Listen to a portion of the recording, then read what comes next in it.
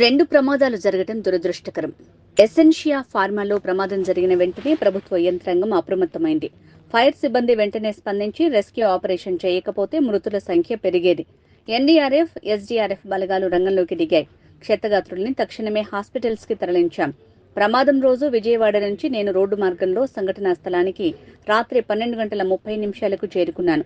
ముఖ్యమంత్రి చంద్రబాబు గారు, deputy CM Pawan Kalyan గారు అధికారులతో ఫోన్లో మాట్లాడుతూనే ఉన్నారు. ముఖ్యమంత్రి చంద్రబాబు నాయుడు గారు క్షతగాత్రుల్ని పరామర్శించారు. ప్రమాదం జరిగిన ఘటనా స్థలాన్ని పరిశీలించారు. తక్షణమే అధికారులతో సమీక్ష నిర్వహించారు. దురదృష్టకర సంఘటనలు మనకి రీసెంట్గా ఎసెన్షియా ఫార్మా కంపెనీలో ఒకటి, నిన్న మళ్ళా పరవాడ ఫార్మాస్యూటికల్స్లో సినర్జీన్ అండ్ కంపెనీలోని 2 ఇన్సిడెంట్లు జరగడం జరిగింది. విషయం ఏంటంటే, ఎసెన్షియా ఫార్మా కంపెనీలోని ఇన్సిడెంట్ మనకి 2 o'clock ఆ టైంకి జరిగిన వెంటనే వితిన్ 45 minutes to 1 hour ప్రభుత్వ యంత్రాంగం అయిన మన కలెక్టర్ గారు, ఎస్పీ గారు, జేసీ గారు, అదేవిధంగా మిగతా డిపార్ట్మెంట్ వాళ్ళందరూ, fire department, NDRF, SDRF within 1.5 hour మొత్తం అంతా కూడా యాజమాన్యం అంతా కూడా అక్కడ చేరుకున్నారు. ఆ విషయం ప్రతి ఒక్కరికి కూడా తెలుసు. సుమారుగా అక్కడ జరిగింది చాలా అతి పెద్ద ప్రమాదం.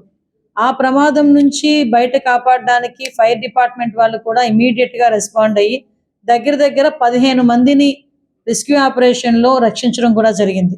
అది గనక ఇన్ టైంలో జరగకుండా ఉండుంటే ఇంకా మనకి మృతుల సంఖ్య పెరిగేది. సీరియస్గా ఇంజ్యూర్ అయిన వాళ్ళు ఒక 20 మంది, కొంచెం పాక్షికంగా ఇంజ్యూర్ అయిన వాళ్ళు ఒక 18 మంది కూడా ఉండటం ఈరోజు ఇప్పటికీ కూడా హాస్పిటల్స్లో ఉండటం అనేది మనందరం కూడా చూస్తున్నాం. అంటే సుమారుగా 17 మంది చనిపోయిన తర్వాత అంతకు ముందే ఇమీడియట్గా రెస్క్యూ ఆపరేషన్స్లో కానీ, ఫైర్ని కంట్రోల్ చేసే విషయంలోని కానీ ఎక్కడ కూడా కాంప్రమైజ్ అవ్వకుండా డిపార్ట్మెంట్ వాళ్ళందరూ కూడా దగ్గర మంటలు ఆర్పిన తర్వాత ఆ రెస్క్యూ ఆపరేషన్స్ అన్నీ జరిగి ఏవైతే డెడ్ బాడీస్ని బయటకు తీసుకొచ్చారో ఆ డెడ్ బాడీస్ అన్నిటినీ కూడా కన్సర్న్ ఇక్కడ కొంతమంది ఎన్టీఆర్ హాస్పిటల్కి, కొన్ని కేజీహెచ్కి తరలించి మిగతా వాళ్ళందరినీ కూడా ఇమీడియట్గా ఎక్కడ హాస్పిటల్స్ ఉన్నాయో అన్నిటి దగ్గరికి పంపించడం జరిగింది. అయితే నన్ను కూడా గౌరవ ముఖ్యమంత్రి గారు అదే రోజు మాకు హోమ్ డిపార్ట్మెంట్ తాలూకా రివ్యూ అయిన తర్వాత సీఎం గారు నన్ను ఆదేశించడం, ఇమీడియట్ గా మనం బయలుదేరి వెళ్ళామంటే బై రోడ్ నేను నైట్ 12:30కి ఇక్కడ చేరుకున్నాను. 12:30 నుంచి మరస్ట్ రోజు చంద్రబాబు నాయుడు గారు వచ్చి వెళ్ళినంత వరకు కూడా నేను ఆ ఫార్మా కంపెనీ దగ్గర నేను కూడా స్టే చేశాను. అంటే సుమారుగా అక్కడ ఎటువంటి ఇబ్బంది కలగకూడదు, ఫర్దర్గా ఎటువంటి సంఘటనలు జరగకూడదు. అక్కడ జరిగిన వాటికి వాళ్ళకి సహాయ చర్యలో పాల్గొనాలి. నెక్స్ట్ డే సీఎం గారు వస్తానన్నారు.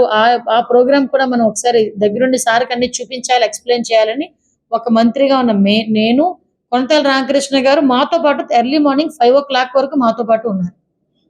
నేను ఎందుకు ఇవన్నీ చెప్తున్నానంటే, నిన్న పులివెందుల ఎమ్మెల్యే గారు ఇక్కడికి వచ్చారు. వచ్చి ఉషా ప్రైమ్ హాస్పిటల్లో ఉన్న వాళ్ళని సందర్శించి బయటకు వచ్చి ప్రభుత్వ యంత్రాంగం పట్టించుకోలేదు, అధికారులు ఎవరు రాలేదు, మంత్రులు ఎవరు రాలేదు, మంత్రులు ఎవరు స్పందించలేదు.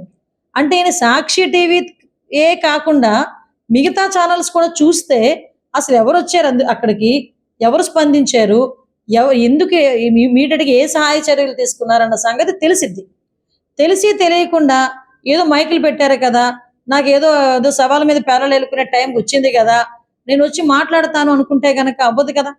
ఈరోజు మేమందరూ అంత సిచ్యువేషన్స్లోని కూడా ఫైర్ డిపార్ట్మెంట్ వాళ్ళు లాంటి వాళ్ళు కూడా వచ్చి 15 మందిని కాపాడటం, ఎన్డీఆర్ఎఫ్, ఎస్డీఆర్ఎఫ్ వాళ్ళని కూడా క్లియర్ చేయటం, ఎక్కడ ఎటువంటి ఇబ్బంది లేకుండా కనీసం పబ్లిక్ ఏదైనా మళ్ళా కోపాలకి గురి కాకుండా వాళ్ళని కన్విన్స్ చేసుకొని ఇన్ని మేమందరం కూడా చేసి, అది కూడా ఏంటి, యాజమాన్యం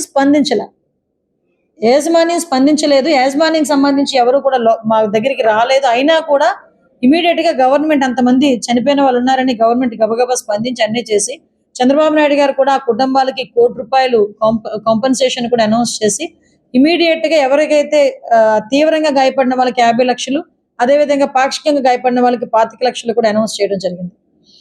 అదే కాకుండా చంద్రబాబు నాయుడు గారు గౌరవ సీఎం గారు ఓ పక్క నుంచి మన డిప్యూటీ సీఎం పవన్ కళ్యాణ్ గారు ఎవ్రీ టైం మానిటర్ చేస్తూ, అర్ధరాత్రి వరకు మానిటర్ చేస్తూ, నెక్స్ట్ డే మార్నింగ్ అంత వర్షంలోని కూడా ముందు మెడికవర్ హాస్పిటల్కి, కేజీహెచ్కి వెళ్ళి వాళ్ళని పరామర్శించి మళ్ళా సీన్లోకి వచ్చారు.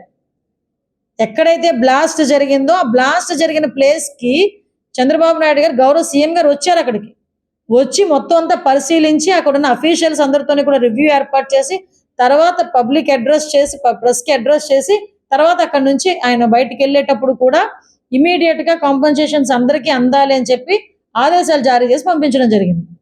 24 గంటలు గడవక ముందే, ఆయన అనౌన్స్ చేసిన 24 గంటలు గడవక ముందే ₹1,00,00,000 పరిహారము ప్రతి ఒక్క మృతుని కుటుంబానికి కూడా వెళ్ళింది.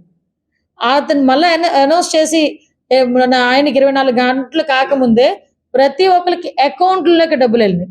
మేము చెక్కులు తీసుకెళ్ళి ఇవ్వడం కాదండి.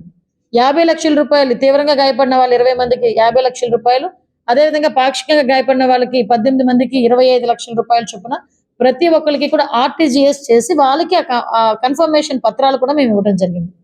ఇన్ని జరిగితే కాంపన్సేషన్ ఇవ్వలేదు, కాంపన్సేషన్ అంటే ఇతను కాంపన్సేషన్స్ గురించి, ధర్నాల గురించి మాట్లాడతారు. తర్వాత ఏమైంది, ఎల్జీ పాలిమర్స్ కి సంబంధించి వాళ్ళ ఇన్సూరెన్స్ అమౌంట్ 150 కోట్లు.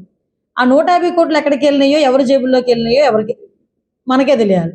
ఇంకొకటి, ఇమీడియట్ గా సూపర్ స్పెషాలిటీ హాస్పిటల్ అక్కడ కట్టేస్తానని చెప్పి ఒక పాడుపడిపోయిన ఒక స్కూల్ బిల్డింగ్ తీసుకొని, నాకు ప్రింట్ ఇక్కడ రాలేదు, లేకపోతే మీకు ప్రింట్ కూడా ఇచ్చేదాన్ని, స్కూల్ బిల్డింగ్ కూడా తీసుకొని దానికి 50 కోట్ల రూపాయలు తీసుకొని 2 నెలల తర్వాత ఆ బోర్డు తిరగేసేసి ఇప్పటికీ కూడా అక్కడ హాస్పిటల్ లేదు, ఏమీ లేదు, ఇంతకు ముందు ఆ స్కూల్లా అని చూపించిన అది అలానే ఉంది. ఇదిగో అది ఏదో కాదు, నేను విత్ ప్రూఫ్ చూపిస్తాను. ఇది school building, old school building ని తీసుకొచ్చి హాస్పిటల్ కింద కన్వర్ట్ చేస్తున్నామని 2 బోర్డులు పెట్టి సూపర్ స్పెషాలిటీ హాస్పిటల్ అని 50 కోట్ల రూపాయలు, లిటరల్లీ 50 కోట్ల రూపాయలు తీసుకొని ఈ రోజుకి కూడా అక్కడ హాస్పిటల్ లేదు.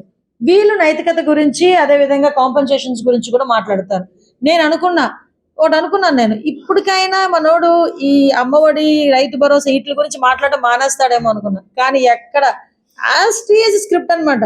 నేను వాళ్ళ స్క్రిప్ట్ రాసే వాళ్ళు కూడా అడుగుతా, కొంచెం స్క్రిప్ట్ మార్చండి ఆయనకి, ఎక్కడికి వచ్చినప్పుడు ఏం మాట్లాడాలో చెప్పండి. కొంచెం చనిపోయిన వాళ్ళ దగ్గరికి వచ్చి నవ్వుతూ మాట్లాడతాడు, వాళ్ళతో సరదాలు చేస్తాడు, అక్కడ కూర్చొని అక్కడ ఒంట్లో బాగోక వాళ్ళు బాధపడుతూ ఉంటే అక్కడ కూర్చొని సరదాలు చేస్తూ ఉంటాడు, నవ్వుతూ ఉంటాడు.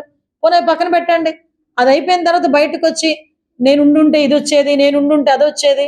అరే ఇక్కడ బాధపడి 17 మంది చనిపోయారు, వాళ్ళకి వాళ్ళకి సహాయ చర్యలు ఏంటి, వాళ్ళు నీ తరపు నుంచి నువ్వేమి ఇస్తున్నావు, అవి మానేసుకొని అక్కడికి వచ్చి కూడా అలా రైతులకి ఇంత అందేది, నేనుంటే వీళ్ళకి ఇంత అంది ఉండేది.